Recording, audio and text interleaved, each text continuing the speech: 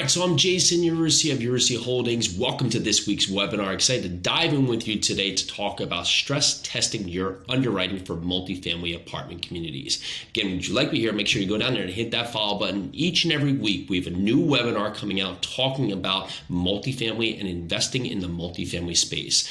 Again, I'm Jason Yarusi of Yarusi Holdings, a multifamily investment firm here in Tennessee. We look for buying underperforming properties in and around Tennessee markets here, and look forward to diving in, talking about multifamily investing today with you. If you'd like me to hear, make sure you check us out at yarusiholdings.com. You can also find more about our podcast to hear more about everything you want to know about multifamily investing at Multifamily Live Podcast. So today we're talking about stress testing your multifamily underwriting. Notably, there's a number of different aspects that you can stress test here. Typically, you look at it as your base case, your best case, and your worst case. This can serve to be a number of things. When you look at preparing your underwriting, you want to make sure you're setting yourself with a base case, a reasonable expectation about what you can expect to perform at for this property. Now, this is both on the income and the expense level. When we look at the property itself, you will now look to improve the operations. And with that improvement in operations should have an improvement in your income and will have an effect on your expenses. Typically from that part, the property or the current property, the expenses may be running wild. They may have not a very good operational plan. And from that fact, the expenses may be well out of whack, where you'll be able to come in there and put together a very fine-tuned product to start to bring the expenses in line. On the other side of it, the expenses may not be tracked well, and they may be very light on expenses. So when you come in there to run your property, your expenses may actually increase to match the needs for the property. So ultimately for this, we look at our base case to look at our expectations for our underwriting.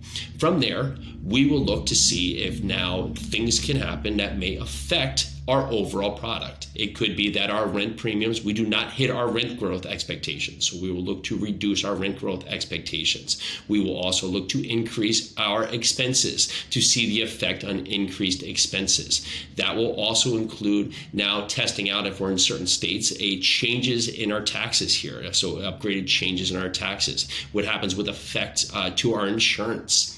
Notably too, how does a big delta or change in our vacancy affect the property? At what point does a increase in our vacancy rate come to a point that our break-even occupancy is affected here, where we are now in the red and not covering our debt service? So looking at these items here are very important, so you can get a read on the health of the property. How far do you have to go before this property becomes one that can be a very big issue for you and your investors that you will not be able to sustain because of certain outlying factors? It could be everything from very high expenses. It could be unexpected increases in the insurance market. It can be other conditional items that can start to burn through your income that you are now producing. Also, if you look forward here, if you had zero income growth in the next 1 to 2 years for other things that could come up, how would that affect your property? So looking at stress testing your underwriting, understanding what could be the effects if you are looking at a refinance on a property. How now into the future will a certain refinance look if it's at a certain interest rate? We've seen such a drive today. So if you are in an interest rate environment that's about a 6.5% today, what if you had to refinance in 2 years and you're at an 8% or you're at a 7.5%? What if the cap rates adjust here? How sensitive to you are you at the cap rate for a sale if you look to sell in year 4, year 5, and year 6? We see cap rates move 50 basis points up or down. How does that affect your investment? And how much of your investment is typically reliant on the sale because it does not have in-place cash flow throughout? Looking at these metrics can be very important for you to understand how sensitive your property is to the moving market dynamics that may be in your control and may not be in your control.